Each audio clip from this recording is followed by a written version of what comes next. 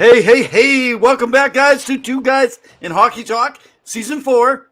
Today is episode 28. We are roaring through the episodes. Woo! I'm back with my co-host, Pavel, the Cat Insider, not because he has Felix Potvin, the Cat's reflexes, but because he's got the inside scoop on every type of cat that I'm sure he's adopted in his life. Welcome, sure Pavel. A bunch of cats outside my house probably trying to get in, but sure. How's it going, Evan? Meow, daddy. Meow, daddy. It's going good. What's your week been like? Been busy, the kiddo's starting to crawl, so it's been an active time, but things are going well. Work is going well, but I'm just here to talk hockey, so I can actually know something about hockey.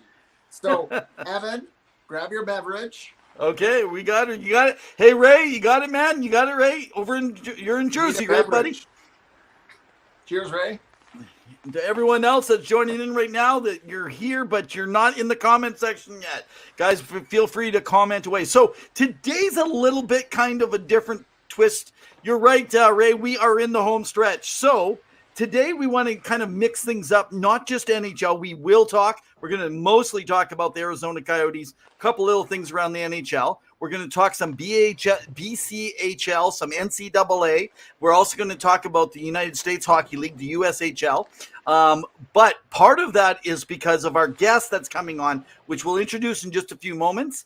I would like to give a quick mention right now out there, guys. Every Wednesday, 7 p.m., right here, Mountain Standard Time. We are on YouTube. You can follow us, subscribe to us. We are on Twitter. If you're following us on Twitter, and our Twitter handles are, Pavel, you're the expert on remembering this. Rev and Ev for Twitter, for Evan, if you want to go follow and tell him he's wrong, or you can follow me at hockey_2 on Twitter. We love seeing you guys there. We love our partnership with Sports Empire. Shout out to Key, to Freddie, and that whole team there. You guys are awesome. Appreciate everything you do. I've tuned into a few of the programs. They're working on some great content, but we are their hockey content, and we love being their hockey content, and we love chatting all things hockey. So you guys drop us a line, give us a follow on YouTube, Facebook, whatever it is. We love hearing from you. Evan, what do you want to discuss first? Yeah, so I just want to put a big shout out to especially a lot of folks in Arizona, in Florida, California, and by the way, the Carolinas. You guys have been coming on the show a lot more than normal. New Jersey, Ray, I don't know if you're bringing all your buddies, but New Jersey seems to be picking up on some of our viewership. So big hats off and thanks. There's a couple things that I do want to mention really quick. Now, if you follow, see, Pavel's new to the Twitter world. It's not just in looking, but he likes to look. He's a looker. No idea why I said that.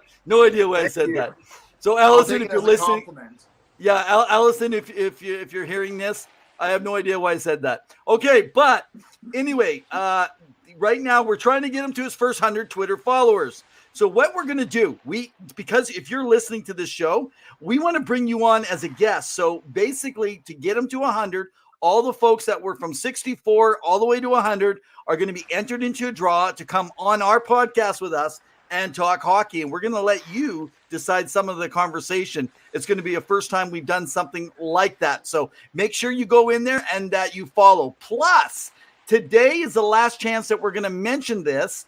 Our Heads Up, Heads Safe. This device, if you guys recall, Sports Plus was on previously. And the whole thing about keeping your head up, well, the problem is you keep your head down when you follow the puck. So this, by Sports Plus, has been taught. You'll notice how it fits in the kid's neck. It keeps their head up while they're training. It's a great training tool. Well, here's the thing that we have for you guys today. If you send us an email, maybe if you can put this in the comment section, our email. So it's Two Guys Hockey Talk. So it's twoguyshockeytalk@gmail.com. You send us an email, we'll enter you into the draw. We are drawing on Friday. So that's only 2 days away. So in 48 hours, we're going to be putting the draw in, and we will be sending to them the winner, and they will send you that training tool. So at that point, I'm actually going to be ordering a couple for some of my grandkids. I think it's going to be a wonderful apparatus. And one last thing I just want to quickly bring up and mention. Next week, we will be having Jadlyn Spooner on. She is a former Windsor Lancers, so the Windsor University. She played goal with them, as well as she played on the Vancouver Island Junior Hockey League, the BCHL, and in Oles for a year. So just like Cassidy Sauvé previously, who'd done some goaltending as a female. So she will be joining us next week to talk. She's actually working in communications, so maybe she can teach us a thing or two from her university training. So it's going to be fun to have her on. And I think you want to mention one last thing before we go to our guests, I believe. I do. So congratulations to the Toronto Six, the women's hockey team, who just won the Isabel Cup. I think that's how you pronounce it. So props to them beating the Minnesota Wild in extra overtime, extra frame, 4-3. So rockin' sockin', we love it. We love seeing the women's game grow. It was actually a really fun and dynamic game. I hope people tuned in. If not, they should, because it's been wonderful to watch, and I'm hoping to see more growth moving forward with maybe potentially more teams joining. So that's exciting. It's going to be good. I was also going to get you one of those neck guards, because your head is going to be whipping left, right, and center after all the wild facts I'm going to throw in your face later on. Wow. Okay. Hey, Ray, we're going to go into our interview. We had to do a pre-recorded interview. Our next guest was busy tonight with his own hockey league out in Brandon, Manitoba, that he has going on. So they're handing out a cup tonight. He couldn't be there, so we pre-recorded about 30 minutes of our show with him. We'll be interacting with you in the comment section during. Now, Ray, you wrote a quick question you had here. Do I really think parents were paying to have their kids drafted in the OHL? I'm not sure what. I know what he's talking about. So, in technically, it was in the Toronto area where parents were paying up to $30,000+ to get their kids a spot to potentially even be drafted later on in the OHL. So, yeah, it's been a big news story around minor hockey or junior hockey, and there's definitely some headways because it seems very unfair. So, I mean, there's more details to follow. I don't know everything yet, but I think sounds good. I wouldn't be surprised if people who had money and had resources and that kind of income were able to prop up their son and or daughter to get a leg up in the league in order for them to be drafted potentially to make it to the NHL. So it's become a bit of a ruthless business. I would like to have had that conversation with our guest, actually. So thanks, Ray, on that. And by the way, Ray, yes, regulars on our show that engage with us, we take periodically times of our super fans, and we do bring them on the show. As if you follow some of our earlier seasons, you will actually see that. So yeah, you bet. You keep engaging with us, man, and we will bring you on. We'll tell you to get all those good, great you facts. enter the draw, and you may potentially be on the show. Just saying. All right. I think that we're all ready to go. If are you ready, my friend? Always, as best as I can be, knowing nothing about being ready. All right. Well, let's do it. Let's get things set up here. Here we go. Welcome tonight. Our guest is Darryl Wolski of 2112 Hockey Agency. He is here to talk to us about a whole different topic. I am so thankful to have you. I believe you're out near Brandon, Manitoba, or did you take off to another part of the country? Welcome, Darryl. Hi, hey guys. Thanks for having me on, by the way. No, I'm actually in Winnipeg going to watch the, I still call it midget hockey. I'm going to watch the Winnipeg Wild and the Winnipeg Bruins and the Manitoba Championships. And the winner from this goes to the TELUS Cup. Sweet. So maybe actually, before we get started, can you explain to everyone, because people, you said you still call it midget hockey. Why is it not called midget hockey anymore? Maybe explain that quickly to everyone. Do I really want to go down that rabbit hole of being politically correctness, wokeness, garbage that's out there? No, I don't want to go down this rabbit hole. Okay. I don't want to do the, like, it's, I still call it bantam hockey. I'd still, like, people say, oh, hey, how's this kid? Is he a good bantam player? Yeah, he's a bantam. I don't call them U15s or U17s or U18s. I still call it midget and bantam, and I don't care if I'm politically correct or not. Well, it's probably hard after all those years. Hey, Pavel, welcome, buddy. Come on over. This is a pre-recorded show for all those that are watching here right now. We've recorded this on Tuesday night, the night before our live show. Darryl is busy running his own hockey, which we'll talk about a little bit later tomorrow night. So he could not come on live with us. So we're able to pull him over, obviously, on his way to check things out in Winnipeg. Yeah. Okay. Welcome, Darryl. Thank you Hey, for thank you. agreeing to be on the show. I don't Yes, know what thank you. Evan promised you, but clearly we can't afford it, so we appreciate it. That's funny. One of the very first Twitter messages he said, we can't really afford to pay anything. I was like, I wasn't expecting any money, but if there is money, great. If there isn't, that's fine. We can maybe throw in some Canadian Tire dollars. I don't know if that's politically correct. Yeah. I'm not a Canadian Tire. I'm not a Canadian Tire guy, so you guys can keep it. Yeah. But we'll start with the first question that we ask almost every guest that we've had on the show is where did your passion for hockey first come about, or where did it first emerge, or you fell in love with the game? It's an interesting question because I try to be really honest about this with people. Not a lot of people know this, I guess, is my true passion and love is in the music industry, which blows people away. I was in the music industry before I got into the hockey industry. Music industry to me it's such a hard business to make money in, and I switched over to hockey and I thought, hey, I'm going to start organizing a summer hockey league in where I live in Brandon, Manitoba. So I started off this little 4 or 5 team league, and actually I bought the league from a guy that moved to Japan, and then that league just kind of morphed into 10 teams, and then that was back when Pat Balloon was a draft pick, and those kind of guys started playing in the league, and then all of a sudden a guy says, you should do a winter hockey league, and I said, yeah, it's a stupid idea. Well, then that turned out to be a good idea. And then I sat down with some guys, Dennis Rome and the late Gord Agnew, and I sat down with Dennis. He has sons were Aaron Rome and Ashton Rome and Reagan Rome and Ryan Rome that all played some level of pro hockey, and I think Aaron had the biggest resume. And they said, hey, why don't you take over this AAA Hockey Challenge tournament I got? And I thought, oh, that's a really stupid idea. Well, here it is, year 30 coming up right away, and I have 100 teams coming to Brandon in April and May, so obviously wasn't that bad of an idea. And then, from that, things morphed, and I guess I decided in 2004 or 2003 to do Hockey Enforcers, the pay-per-view hockey fighting event. And once again, I don't know if I found, to answer your question, where I found the true love of the game, but I just saw opportunities going, well, let's try and do this pay-per-view hockey fighting event. So I brought partners on, investors on. I brought guys from Edmonton, actually from the Sports Corporation, and got them involved, and turned out to be a huge disaster. A monstrous PR disaster.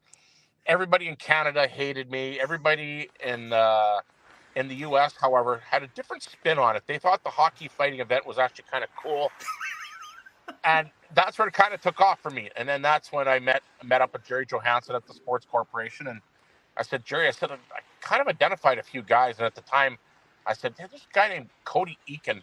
And he was one of the very first guys I noticed. I said, he's probably worth looking at. And so then Jerry flew in, and, Cody Eakin, he's going to be retired this year. But, Cody Eakin had a pretty good 700, 800 game career. And that's kind of where it all started, was like in that Hockey Enforcer thing in that 2004, 2005. And, when I did Hockey Enforcers, I went into Toronto. I was having meetings at Bell Expressview and meetings here and there and everywhere. And I'd walk out of a meeting, agree to some back end on this, the back end split here, the 40-60 split. I didn't know what I was doing. I was just winging it. And I'd phone my lawyer, go, hey, his name was Bob Patterson. Bob, I agreed to this. Bob goes, yeah, I think that's okay. I'm going, all right, that's all I did is I'll hope for the best. The thing was a financial disaster. The event actually wasn't terrible. It looked good on TV. We made some bad deals. We had the guy that did all the Don Cherry DVD distribution. I don't mind throwing him under the bus. He totally screwed us up. He totally screwed us because, back in the day, when you're going to go to, say, at the time was Future Shop. Right. You walk in a Future Shop, go, hey, I'd like to get this Hockey Enforcers DVD. Well, we got none. They're sold out. And so I phoned this guy in Toronto. Hey, John, why we have no more DVDs? Well, we only made 5,000 because we didn't know how good it's going to be. Well, these things have a shelf life, right? You're only cool for such a short time, and then you're stale bread, right? And so the shelves were empty. People coming in to buy the DVDs, and then when we weren't there, they go buy Don Cherry Rock'em Sock'em 17 or whatever. And Hockey Enforcers wasn't there, so we were really hoping on the DVD sales of Hockey Enforcers to help us at least break even and then be able to finance us to do it again. And it just never happened. And then that's where hockey agency kind of started taking off. I remember one of my very first clients, and he works for me today, oddly enough, is Wasey Rabbit, coaches in Saskatoon now. Wasey's one of my first guys that I worked with. And then I started dealing with guys in the Central Hockey League, which is now morphed into East Coast Hockey League. And, you know, I started getting a few guys, and then here get a couple more guys, and wasn't really making a living from it by any means. Like, you know, if guys in East Coast Hockey League are making $700 a week, like, what am I going to charge them for commission? You know, and then charge them $30 a week. Like, what am I going to charge these guys, right? Wow. So then, you know, you just try to go develop yourself and go meet people and on and on. And so here it is, you know, 2023, and, you know, I probably placed, you know, 5 guys in the KHL last year, 30 guys into Europe, and, you know, guys all over North America, plus my college business, and it's really surprised me. But to answer your question, I don't know if I'm one of those guys that's a quote-unquote love of the game guy. Like, there's people out there that love and eat and sleep and they're rink rats. I don't know if I'm that guy, honestly. I don't think I'm that guy that lives, eats, and sleeps. Only thing I live, eat, and sleep for is when I have some skin in the game. And what I mean by that is if I have a player like, say, Cody Eakin playing in Langnau in the Swiss Hockey League, my love of the game is seeing those guys do well.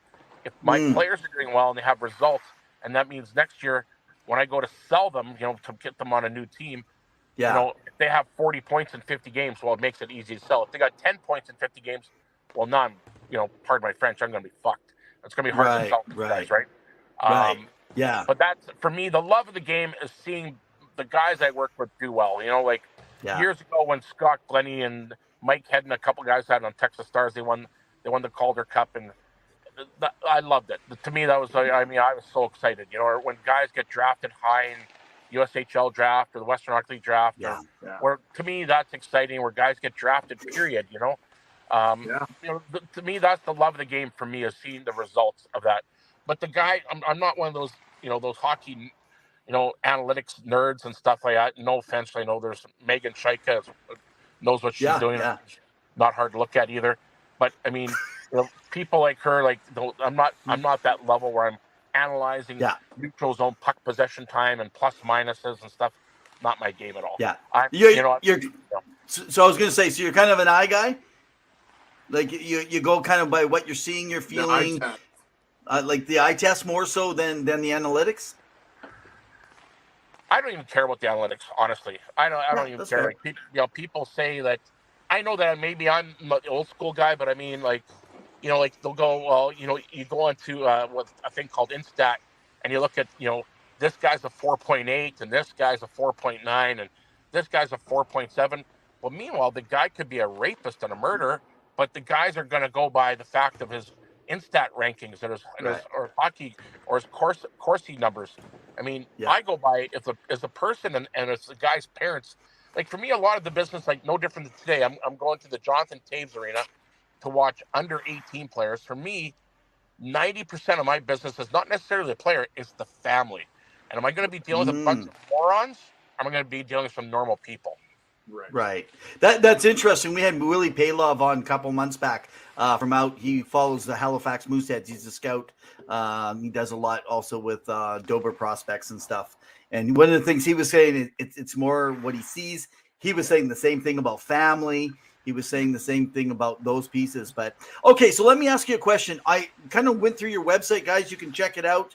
We'll just kind of post it down below. You can see on the ticker over on the website with the agency and stuff like that. But you have which is really cool. You have a thing about all the different leagues and places, comparative pay, culture. Like, I mean, it's really, really educational. So I encourage you guys to take a look at it. Maybe you guys have different kids getting involved or something that you guys look at. But so my question is, it does you refer to different pay in different leagues and stuff. So is there one that people try to choose more? How do you find the fit? Like, for you in working with them to find a place, how do you go about that? Well, you know, now, and not getting all political here, but of course the whole KHL situation. Yeah. Some guys are just they're just not cool with it, right? They're just not cool with what's going on in Ukraine and Russia. And there's some other guys that are going, you know what? I need to get paid. I don't want to be screwing around playing for the Colorado's farm team in Loveland, Colorado, making $105,000 when they can go play in Magnitogorsk for $750,000. Yeah. So I'm more of a capitalist, I guess. I mean, you know, to find the right fit for people, like I have offers for some of my guys to go to the KHL next year. They don't want to really go because they have pressure from their family, pressure from maybe their wives, that they don't feel cool about going to Russia. Even though when you actually go into Russia, there's no problems. Like I can give you 5 guys to call right now. You know, like for example, Rob Hamilton from Calgary is one of my clients. You know, I just talked to Rob today and got all of his money. They traveled well, they ate well, you know, everything was good. You know, his flight home was a bit of a pain in the ass because you can't go through traditional flights. But everything other than that was really good. But I mean, to find a guy, you know, it's kind of like a Rubik's Cube, right? You got to find the right fit for the guy. And here's this really small example. Dawson Davidson from University of Alberta, you know, they just lost in the Nationals. So now Dawson's graduating. He's going like, where do I go next year, Darryl? You know, do I go to the UK? Do I go to Denmark? Do I go to Norway? And it's all about an entry level for a lot of those guys. Like a lot of those youth sports guys and NCAA guys, even graduating Western Hockey guys, is where to jump in Europe.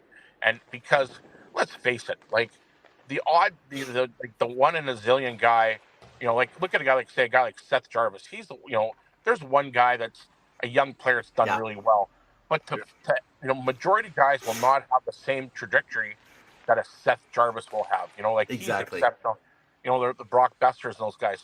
You know, like Cole Perfetti's, whatever. Those guys that are first round draft picks. So this is what I'm saying for guys like Rob Hamilton, where those guys are in the AHL, they're probably not going to get a shot in the NHL because they're not drafted, right? You're not drafted. You're not considered a prospect. Forget it. We'll just let this guy grind away in the American Hockey League for $125,000. Yeah. Now, for people watching this thinking, well, $125,000 is a lot of money. It is, but I mean, in the big picture, if you can go into Sweden and make $300,000 tax free, or you can go to Germany and make $200,000 tax free, and not have to do all the traveling and all the garbage that goes with it. Like, you know, imagine you're playing in Rapid City in East Coast Hockey League, and you got to take a 17-hour bus trip to Dallas. You know, I mean, it's like playing the Western Hockey League. It's going like from Brandon to Seattle or whatever, right? Those trips are horrendous. Whereas, like in a lot of those European leagues, like say in Germany, you know, your farthest trip in Germany is like 8 hours. Your farthest trip in Finland's 5 or 6 hours. Your farthest trip in Sweden is 6 hours. In the KHL, there's some crazy trips, but they all travel by charter flight, so it doesn't really matter. Right. It's still a pain in the ass. Sometimes you go through 7. Yeah. If you go from Moscow, say to Moscow to say to Vladivostok, if you look on a map and you see Vladivostok's by Japan, and then you see Moscow, it's you cross through 7 time zones. So it's, you know, for, you know, like Sean Morrison who played for the Canucks and stuff, you know, Sean, he played in Vladivostok a few years ago. Sean said to me, he says, Darryl, like, we would go play 4 games in the West and then come home into the, you know, and then come back to the East and come play 4 games. He said, you travel through 7 time zones. You just never feel normal, he says. Wow. He says, so that, if you're a team that's like, if you look at the KHL map, you see places called Amur Haverovsk or Admiral Vladivostok. You see those places on the East. Those teams have that's a tough go on those guys because the travel they have is crazy. Yeah. But you have to find a guy that's willing to make that trip too, because it's not meant for everybody. No, that's fair. And I guess you could also add, because you indicated, you know, they may not be playing the top line minutes like they would if they went to play in Germany potentially, or in Sweden, or somewhere else. They may have a different role, or they may get utilized differently given their skill level. Yeah. So do you believe that, like, as an agency, as an agent, you work more so with the KHL, or is it an amalgamation of various leagues throughout the world that you? No, I wouldn't say I'm focused on the KHL, but I mean, you know, like, I mean, this year I had 5 guys in Germany. I had 3 in Switzerland. I had 2 or 3 in Sweden. I had 2 or 3 in Finland. Oh, wow. You know what I mean? It's quite spread out. I had 5 in the UK, or 6 in the UK. Did you have any in the KHL? Yeah, I did. I had 5 guys in the KHL. Yeah, I was going to say there was, I believe, 33 Canadians that actually played there this year. Yeah, I mean, I know it is a real political time bomb. I know that for Yeah. people. As I tell people, like, like people are, oh, I don't know if I'm going to play in Russia. I'm worried. Trust me, the Ukrainians are not bombing Russia. Right. It's They're just trying to save their asses right now and save their Yeah. situation, right? So, I mean, if you want to go into Russia, like I've had a couple clients that, and I won't say their names, but they've had a situation like they've been invited to weddings, but now that they played in the KHL, they've been uninvited. Wow. Yeah, that's what I said. Yeah. Wow, like, yeah, and I said to these guys, hey, good for you to get rid of these losers out of your life. Like, you're just doing what's best for you financially. If you can go Yeah. make 4, 5, 600 grand, how can you tell people like you can't come to my wedding? Get lost. You're a loser anyway. Yeah, I think it was really. We had Carl Manson on of Hockey News Sweden, and he was reporting on some of the stuff and just saying that all reports out there is like most of the American and Canadian players that are there, they're being treated very well. They're making sure they're paying them because I mean they're doing their best because they want them still there to fill in right on those teams and stuff like that. So as far as we know, and the treatment has been really good. Proud of their hockey. Like the Russians really value their level of participation in most sports, but especially hockey. Like there is a high elite level of pride when it comes to being a Russian hockey player, right? That's just something that's embedded in that culture, right? And you know what, like you go if you go into like if you go search the attendance numbers in the KHL this year, they had record numbers. Like they had record numbers in all their games in the KHL. I'm not here to say what Putin's doing is the right thing, but I'm still saying business has got to run. It's kind of like, okay, we're through hockey's COVID. Still hockey. We're through all the COVID garbage. Okay, we're hopefully through the COVID garbage anyway. Let's get back on and these people got to earn a living, and that's what I'm saying. If a guy can go make, like back in the day, like guys like Nigel Dawes, they were making huge money in the KHL. Like once again, too, there's some urban legends that exist too. Like the guys making $4 or $5 million, those days are gone. By the way, like there's nobody in the KHL. I don't think there's anybody in the KHL now making north of $1.5 million. Well, I think that'd be a top end guy. You can maybe allude to that rumor that existed in the off season. I believe it was last year. That's why I have the Kaprizov, and how there was one team that was willing to offer him like outrageous amounts of money. I don't remember the exact amount to bring him back, even though because there was tensions and negotiations with Bill Guerin and the Minnesota Wild. So I like you alluded to it. There's no such thing as someone willing to pay that much. And one of the writers on our show that's been on, Patrick Conaway, you guys can follow him. He's talked about it as well. It was kind of an absurd rumor that emerged in that thing. But I don't know. Do you have any credence or any thoughts on that? Well, I mean, are they going to offer a guy like Kaprizov, a guy like $15 million? Like, here's the brass taxes. And when you look at a team like SKA, St. Petersburg, they will probably have a $20 to $25 million budget. Now, for a lot of people, they're thinking, well, it's a lot of money, but it really isn't. I mean, but they're at the top. They're like the Toronto Maple Leafs of the KHL. They really have the best budget. That's where Putin's hometown is there, and all the higher ups and same with, there's teams like Magnitogorsk, Omsk, Kazan. Those are high budget teams. But when I'm talking high budget, I'm talking like 12 to, like I said, maybe on the upper ends of 25 million.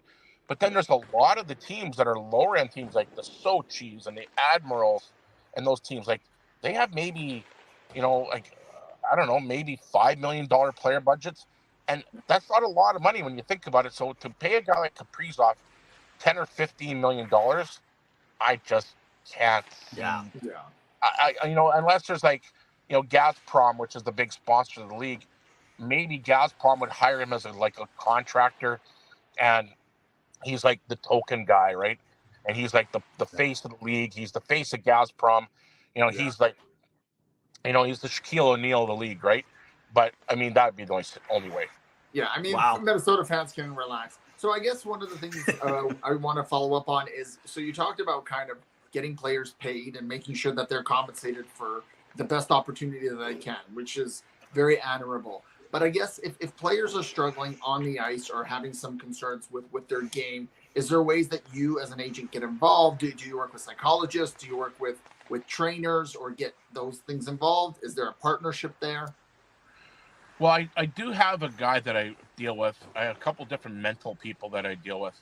You know what? I had one guy had a like a substance abuse issue, and I flew to go meet him, and I shouldn't say I saved the day, but I went there, and I'm not trained at all in any kind of like mental issues or psychological issues Yeah, or whatever, Yeah. or substance abuse. I just went there, and I think I was maybe just for me just going there was and having dinner with him and sitting there for a couple hours, and maybe I was like a kind of a taste of home by me Yeah. being there. But I mean, I do have a couple people like, there's a couple people like Nicholas Santino, who's in Toronto. He's a sports psychologist we deal with. He's one guy. Jake Newton's an old client of mine, and we had Jake did a Zoom call with some of our guys. We did a mental strength and wellness thing. But I do have people to work with those things. That's not my forte. I'm not my specialty. I don't want to give anybody the false hope that I'm a mental specialist. If there's, I could probably use that person myself to help me out. But I mean, I'm just saying that it's a very niche business, and it's a very specific business that you need to have the right people steering the bus, so to speak, steering the ship. Wow. Yeah, I was going to say, you were just mentioning with on budgets and stuff, and I just was quickly checking out. It's interesting how Admiral over in the KHL actually made the Final 8 this year, even though you're saying like with less money and stuff like that, sometimes you get those teams. Well, it's Admiral was 140 to 1. No, sorry, no, it's my mistake. Admiral was like, if you bet $100 on Admiral to win the Gagarin Cup, I think it paid $14,000. So Admiral actually pushed that series to 6 games. Which people who bet on them back, well, they would have to bet on them back in September, but still, if you bet $100, it's 140 to 1 payout. It's pretty good. Yeah. Well, and they were taking on Akbars too. I mean, chances are Kazan has the good coaches. Kazan's got the great rink.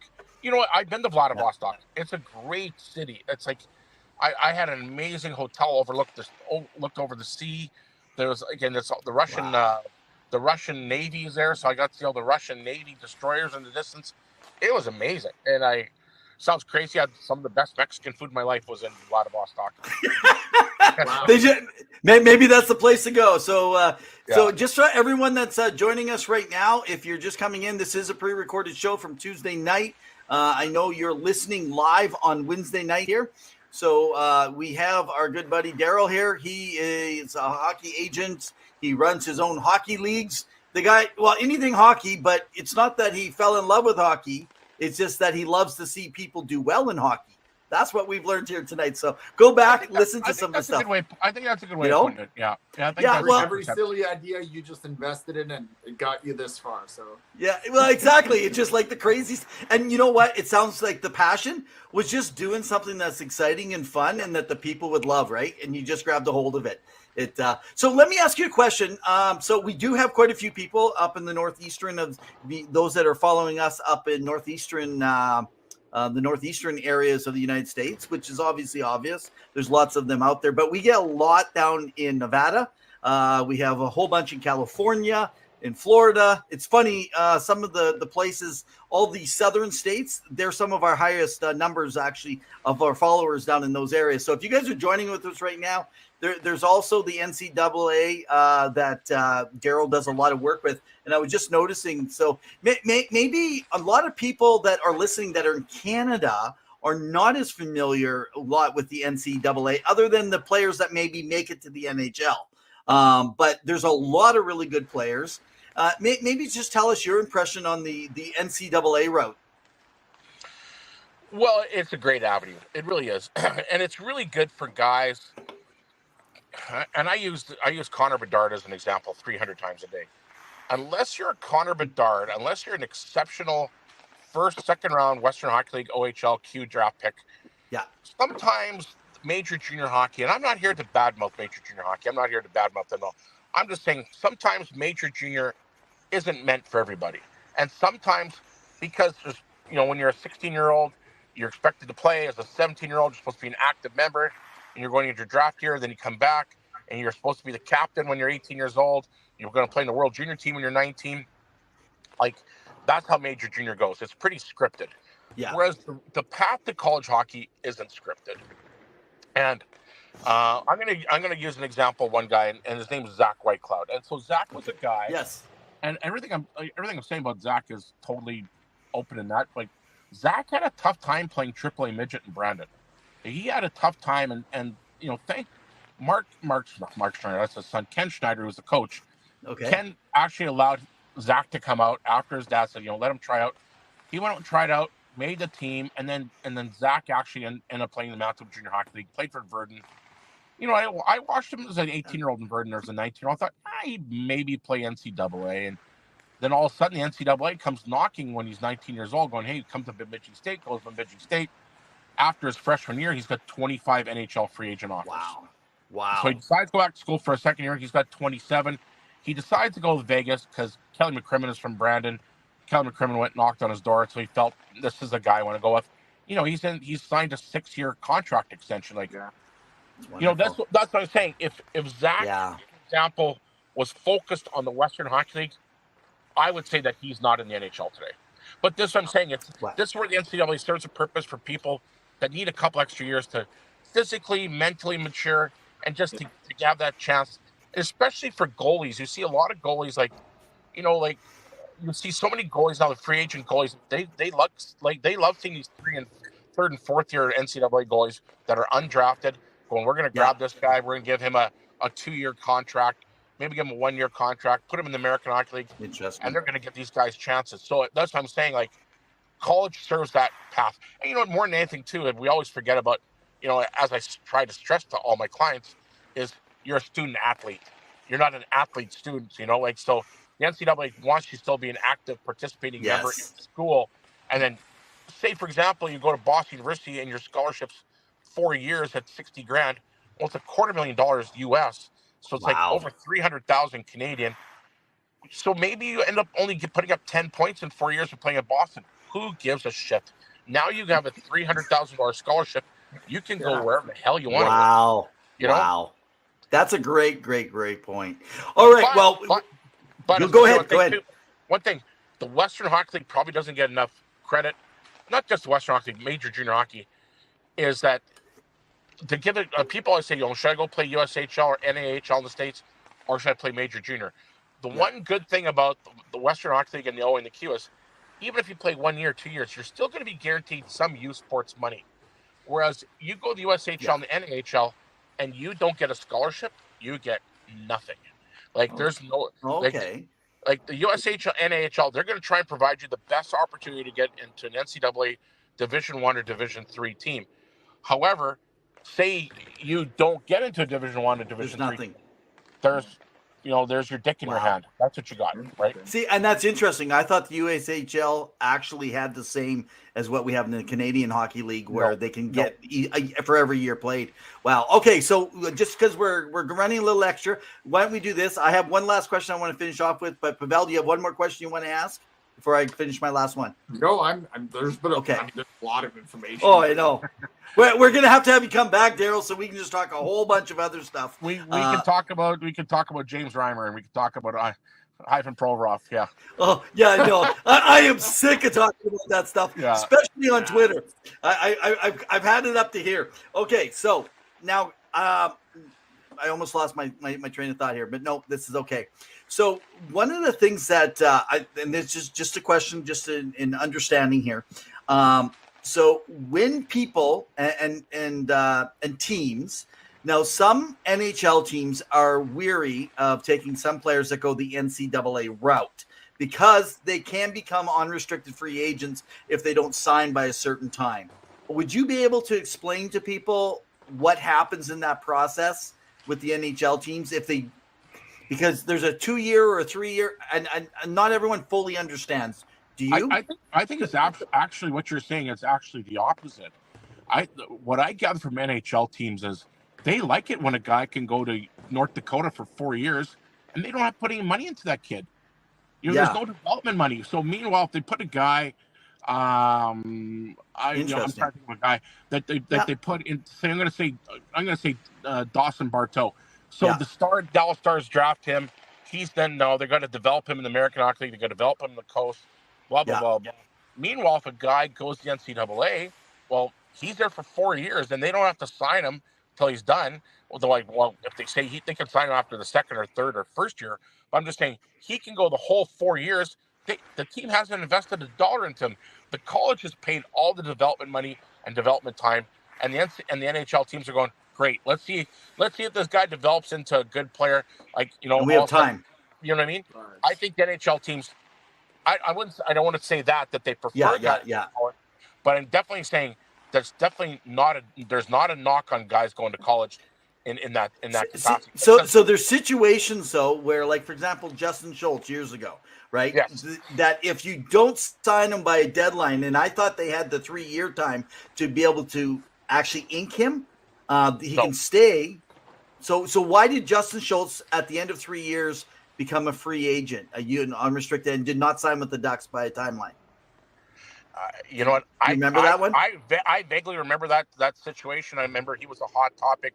Same with Jimmy Vesey and those kind of guys too. Yeah. Those guys, and you know what? I don't know the. Okay, no, that's fair. That's fair. I don't have a great answer for you there. I do also know the Edmonton Oilers. I remember I spent time with Cody Wild at development camp, and he was, I think it was Rhode Island. And but he was coming to camp, and then one thing that they talk about is they have to pay their own way. The professional team cannot pay for absolutely anything, including meals, hotels, anything like that with it. No, okay, so I have a theory. Purely on your own dime. On your own dime. So I have a theory. I share it. I do my own top 15. There's a reason I do my top 15 every year for Rev's top 15. And my reason is the top 15 only once you get past 16, 17 on in your first round draft picks, you only have 2% of those players that will be what we would call top 6, top 4, or a first string goalie coming out of it. So for me, I would load up on my drafts to take as much as I can on the back halves and load them into the front. And I'd rather go sign a lot of more free agents and guys out of the NCAA and stuff like that. Agree or disagree, or what's your take on that? I think your numbers are probably pretty close. I mean, I think they're actually pretty factual. I mean, and you're right. Like, there's something to be said about doing what you're doing. I think what you're doing is probably not a bad idea in the whole hockey pool world. Yeah. Well, I was going to say that I don't know if Pavel likes that you agreed with me here, because he's going to. Well, at least he told me you're wrong about something with That's with okay. the whole NCAA. I have been wrong. I will be. No. Evan was. He's talking about me. So, I'm talking about Evan was wrong about the NCAA contracting. So it just goes to show. I guess maybe one question that kind of quickly you can maybe allude to is a player or two that people should keep an eye on right now that potentially let's do that. make the NHL in the next 2 to 3 years, given in the draft, that you think, like, people, whether it's the Western Hockey League, the NCAA, just one or two names that you're like, check this guy out, watch highlights, go watch him if you're in that area. Or you're watching closely. Yeah. I tell you what, I truly believe that I know there's reports on this guy that he's kind of an asshole, but I believe that Michkov, who's going to be in the top 5 of the NHL draft coming up, I think people, like, his skills and his skating are second to none.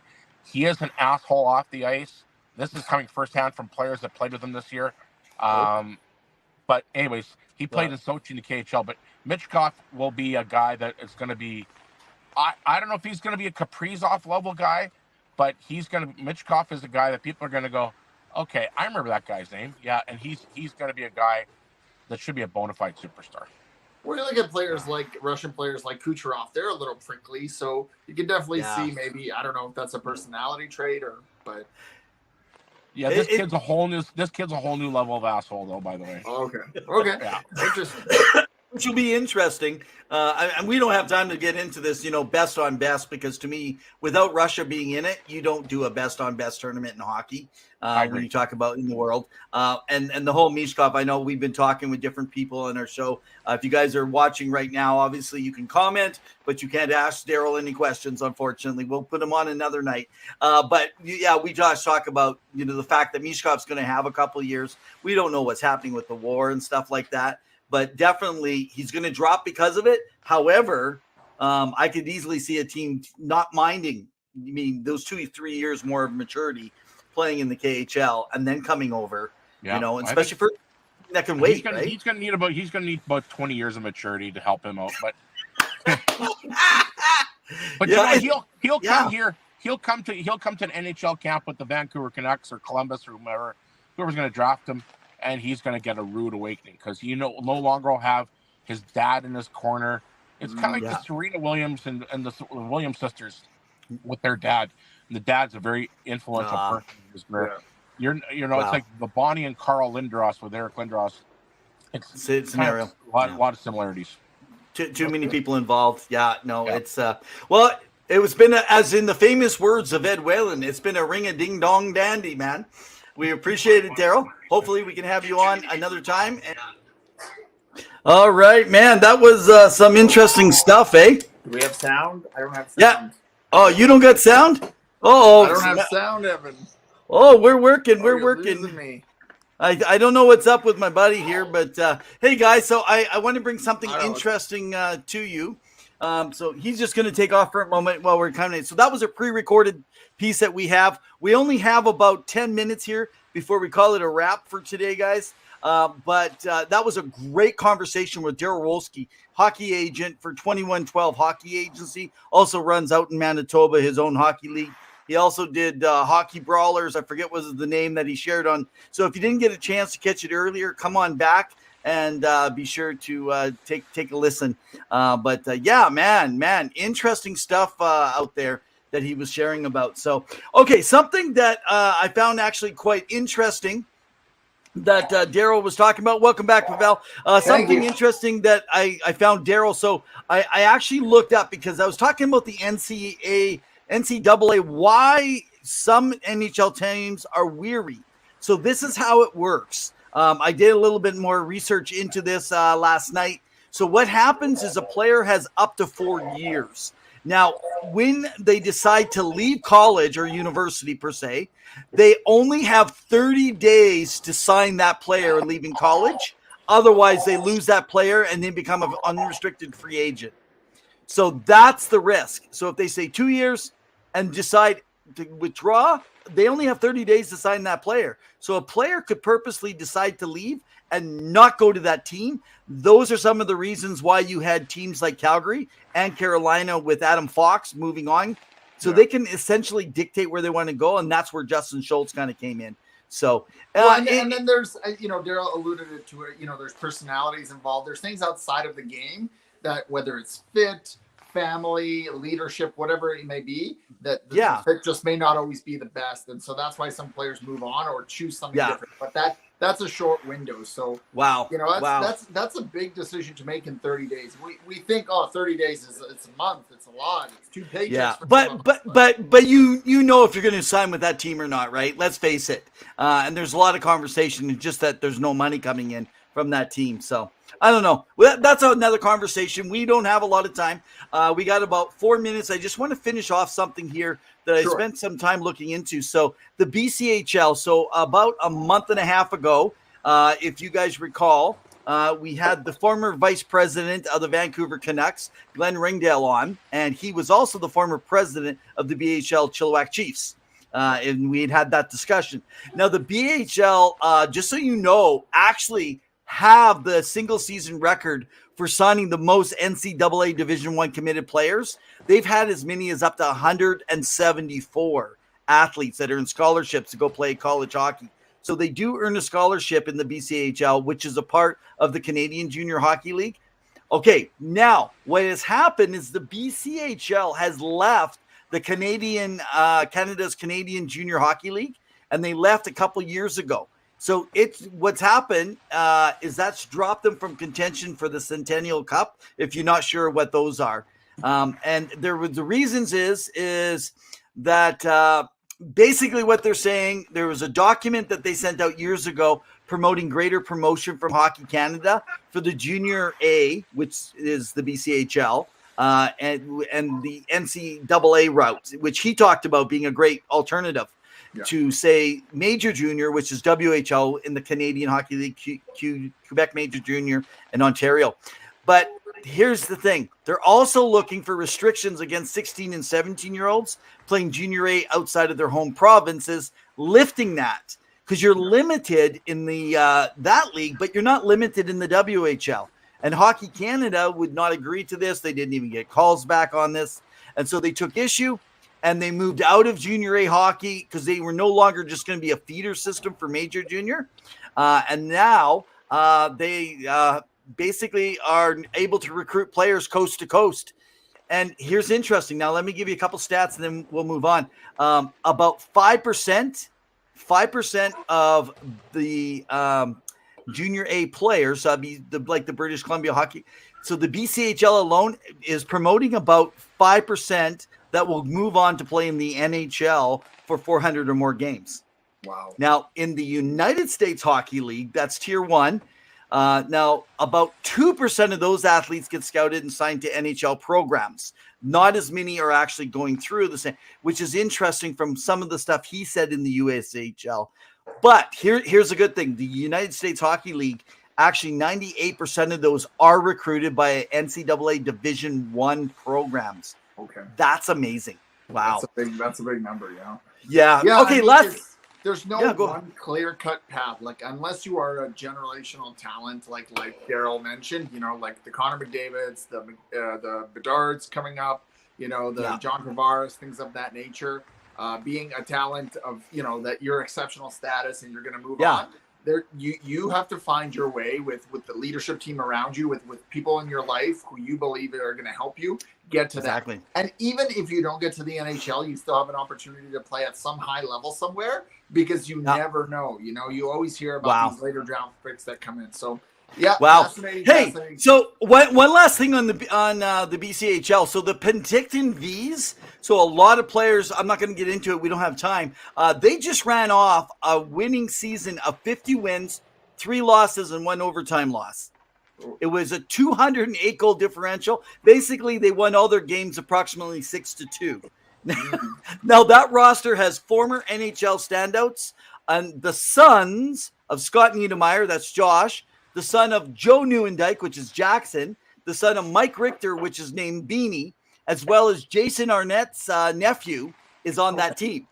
But they're not even the best players. So there's a lot of hockey pedigree.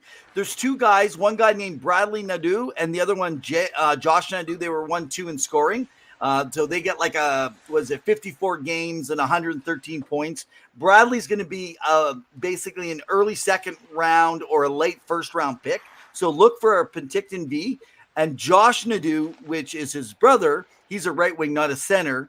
He's 1 year past, so he's an overdraft. He didn't get drafted last year, but he had only 3 points less and 1 goal less in the exact same amount of games. So look for the Nadeau brothers. Let's see what happens. I would frankly go get a guy that's 19. The NHL's starting to do that. So okay, we're going to finish on one topic, but I want you to put up the question that Gabe just asked, Gabriel Janis. Okay, it's a very fascinating one. We won't be able to answer it right away quickly, or we can give quick notes, but he's asking for both of us. What's our favorite all-time jersey design encompassing both team logo and the design of the rest of the jersey? Can be any team anywhere in the world. So my initial thoughts, I'm going to say I really do like the Abbotsford Canucks. I like the Lumberjack logo with the colors of the green and the blue but that's the initial one. That being said, there's such a rich history of jerseys that I'd like to go back and kind of take a peek. I do have honorable mention is probably the LA Kings, similar colors to the Lakers, because it's got that yellow and purple, which is such a unique and historical color and matchup that I love it. Evan, any quick thoughts? Yeah, believe it or not, it's not a team I follow a lot. Number one, it's hard to correspond because I don't speak French, but the Montreal Canadiens. I really think it's really iconic. It's a look that no other team has, really, other than this last year. Who was it? Some team wore a third jersey and it looked like the Canadian. Oh no, the Canadians' third retro reverse looked like blue ones. Yeah, that looked like, what was it, the Rangers or someone else? But anyway, that's what I would say, Gabriel, is I would say the Canadians, and I like how they have the C and the H for the habitants, and it's kind of mixed and blended in there. I don't actually even have a Canadians jersey, but if you're actually asking me my really best design encompassing the logo and the design and the look, yeah, I just think it's iconic. But right behind it would be Boston, the Boston Bruins. So. Okay, so let's wrap up. Topic. Yes.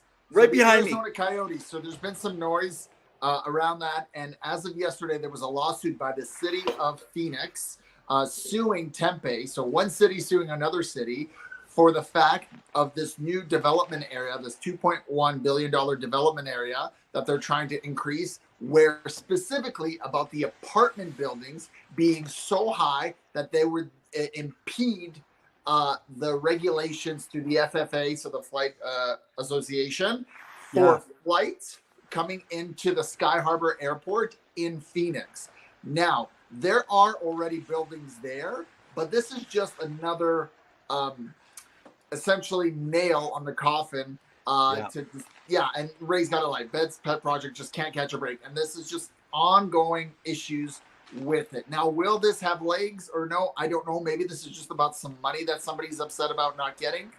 But again, it's another issue. It's like shooting yourself in the foot, really. I mean, they cannot get this going. You want no publicity. And that comes after the minority owner was accused and arrested for physical abuse of his wife, or now ex-wife. They were planning to get divorced. And so that, because of poor behavior, and that being one of the clause stipulations of the Arizona Coyotes wanting, and the NHL wanting not to have that kind of poor negativity leadership actions by that upper leadership, that it's come to the point where this is just another blow. So your initial quick thoughts, Evan? Well, interesting because of all these different figures. We already dealt with the fact that this ownership had forgotten to make a payment over in Scottsdale. You know, you don't forget millions of dollars in a payment. You can make all the excuses you want. I feel bad, and we have a lot of Arizona fans. Like fans, maybe you're a fan of hockey in the state, or you're a fan of the Coyotes. I like the Coyotes. So, by the way, behind me is a Tucson Roadrunners jersey, Probably as one of well the better as jerseys out there. yeah, and that's the Lasso, like a third jersey, and then this is the one of the third jerseys of the Arizona Coyotes. Love these jerseys. This is my favorite. It's very traditional looking. I really hope things can work, but here's my thing. So Craig Morgan, who reports, he's the most insider of anything there, says they have two other plans as a backup should this fail on the referendum. So here's the thing. And a good point was brought up from John Shannon of Sportsnet. And John says that when you go to fill out a form or click on something, the referendum has an extra question on the bottom. And if you have no idea what's going on, you're just going to check off whatever you feel in the moment. Yeah. And so I'm going to say it's not going to pass referendum. And this team is probably on the move, to the disheartening fact, probably for a lot of the year. You cannot have these things keep happening. It should be positive news. And a lot of players are very frustrated right now in Arizona. They love the team. They love what's going on, but they're struggling. And the whole thing, even on the arena, they're trying really hard. TV's made it look good. And it has that great feel. But as one guy said, when they said, "Oh, Louis DeBrusk," and the Oilers played them just a couple days back, Louis DeBrusk said, "Oh man, yeah, the players all the seats are right over top of you. They're really close, like the first 15 rows." And it's just like every arena, the first 15 rows are right over top. It's just that you have another 70 rows up as opposed to 15 more, right? So, guys, I am really sorry. I really hope your Arizona, it works out there and they can bring the fans in, but it's going to come a time. And the league, the players are in a 50-50 partnership. They're losing money by them not getting money, and it can't keep going. So that's going to be, unfortunately, probably a bad sight. So, well, Bud, it's been a great show. Been wonderful. Thank you, Evan. Thank you to our guest, Darryl Wolski, for coming on. Again, check him out at 2112 Hockey Player Agent. You can follow him on Twitter. He's great. Yeah, racing. At some point, you have to say this isn't working. I agree. We'll have more about this next week. We have a guest as well next week. Who is that again, Evan? Okay, next week we have Jalen Spooner. So she's played for the University of Windsor. And by the way, we're going to try to convince her to talk to her mom. Her mom actually is part owner or full owner of the Vancouver Island Junior Hockey League of the Campbell River Storm, where she did play for a few games. So I've been trying to get her on for a year and a half. She goes, "I know nothing NHL." And I'm like, who cares? Let's talk junior hockey then. So we'll get to, but Jadlyn is going to be an awesome interview, as well as she's taking media and communications in Windsor. So I'm sure she can teach us a thing or two. And Ray, you asked, isn't there a 30-year lease that says they cannot be moved? Exactly. And if that gets signed. No. So it's after, it's a guarantee after they. No, that's what I'm saying. If you don't cut me off, I can finish saying that. It's just because Pavel's hoping to say I didn't get my facts right. So they have to go through the full process, Ray, before they can even get to that. Everything else would have to be agreed upon at that basically time period. Sorry, Pavel. I just had to do that, man. All good. Well, I guess you got a ball hockey game that you got to get to, man. Yeah, I got to take off. So it's been all fun. right, guys. In the meantime and in between time, keep your sticks on the ice. Stay safe. We love you all. Hey, guys. You guys all take care.